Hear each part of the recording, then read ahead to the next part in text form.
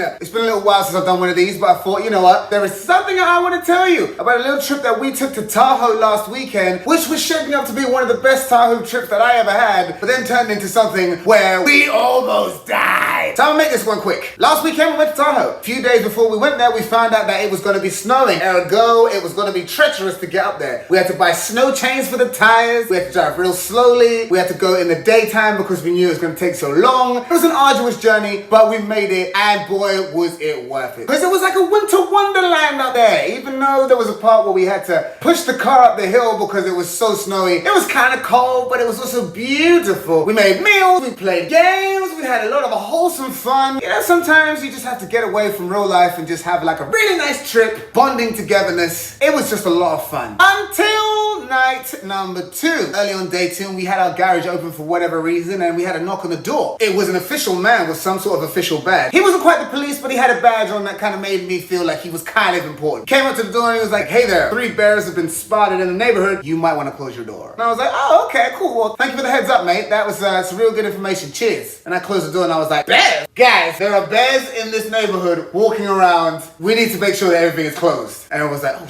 bears, oh my god, bears, oh yeah." Anyway, carried on having our night. We went out in a hot tub as if nothing was going on. And that night I said to the wife, "You know what? This has been one of the best Tahoe trips that I've ever taken." And that, my friends, is where I fucked up. We go to sleep now, and at 6 a.m. I hear this crashing. I'm like, whoa, what's going on? Okay, I'm obviously dreaming. And then I hear it again, and I was like, okay, something is happening. And my first thought was, one of our friends is a sleepwalker. So it's probably him downstairs making up noise and just being stupid. Maybe we should go to sleep. It's mildly annoying, but you know what? People can't help sleepwalking. And then I heard some more banging and I was like, you know what? I don't think that's him. Leapt to the door. The people who were next to us also went to the door. And I saw that the sleepwalking guy was not sleepwalking. So I was like, oh shit. And then everyone was like, "There's a bear in the house." Oh, yeah! An actual bear. One of the main things that made me realize that there was a bear in the house was the smell. I don't know if you know this, but bears smell really bad. Like, really bad. Imagine you took a shit and then you just didn't wipe your ass, and then 10 years later someone was like, "Did you wipe your ass after you took that shit?" And that's what it would kind of smell like, I imagine. I do not have a better analogy than that. So do with that what you will. So we're all panicking now. We all run into our separate rooms and locked the door. And I was like, can bears break through doors? I don't even know this. I'm in a situation where I know nothing about. Let's just call the police, see what they say. I don't know if you've ever called the emergency services before, but they are annoyingly calm. It is frustrating. It is like one of the worst things that you can ever do. Because you're in a situation, you're panicking, you're freaking out. And they're just like, you know what? It's fine. We'll send the police over. They'll be there when they get there. Don't worry about it. Just sit tight and we'll be there. This is not what I need right now. Why? I need you to be panicking with me as well. Why are you more stressed about this? I guess in a way it's kind of good that they are not freaking out, because then that would make you freak out even more. But also, it kind of makes you feel like you're not really taking this situation very seriously, and I don't really like that. So we're sitting in the room now, just waiting for the police to turn up, just listening to everything going on downstairs. I mean, this bear is beating the shit out of the kitchen. Literally,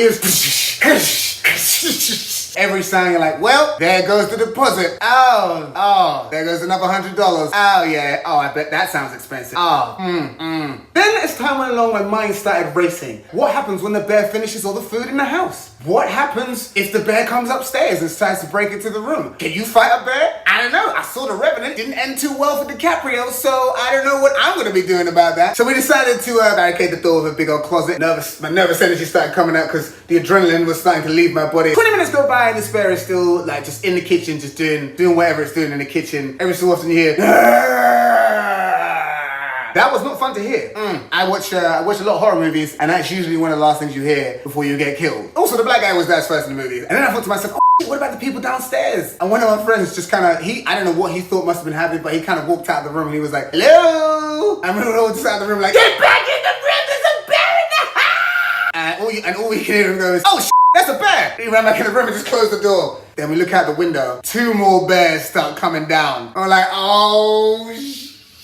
She called her friends, bro. Oh my God. There's gonna be a bear party downstairs. There's gonna be nothing we can do about it. Some people asked me after I told them about this bear story, they were like, did you take any photos? And all I can think to myself is that in that moment, in a situation where you don't know what's gonna happen and you're kind of like, am I gonna die? The last thing I really wanted to do was open up Instagram and put it on there. So if you're sitting there wondering why there's no photos of this bear, you're you in it. Maybe your life has never been on the line. Eventually the bears ate all the food and then they left and just rolled out, just cut. I was like, oh, okay. So we went downstairs and we were like, oh man, the kitchen's gonna be so bad. But honestly, I thought it was gonna be worse. They walked in, opened up the fridge, just ate all the food from the fridge. Took the ice cream, the salmon, the pasta, the cookies, the crisps, everything. They took them all and then just bounced. And there was little to no damage in the kitchen. The kitchen door had a little bit of a scratch on it. Oh, and there was one glass broken. It was really weird how not destroyed the kitchen was. It was strange. It's like, these are the most polite bears that you could ever meet in your life. Here's a picture of what the kitchen looked like. Not even too bad. Like you see there's the pan full of pasta that they ate. Didn't finish it, obviously. I think it was because we were eating vegetarian meals all weekend and the bear was like, ugh, where's the meat, bruv? The police eventually showed up after the bears left and they were like, this happens. They break into people's houses. They're just getting really, really clever now. So they know how to like open doors. We even have bears that can open windows. They push windows open without breaking them. And I used to think that bears were just like vicious creatures that lived in the wild, but it turns out they're quite smart and they're just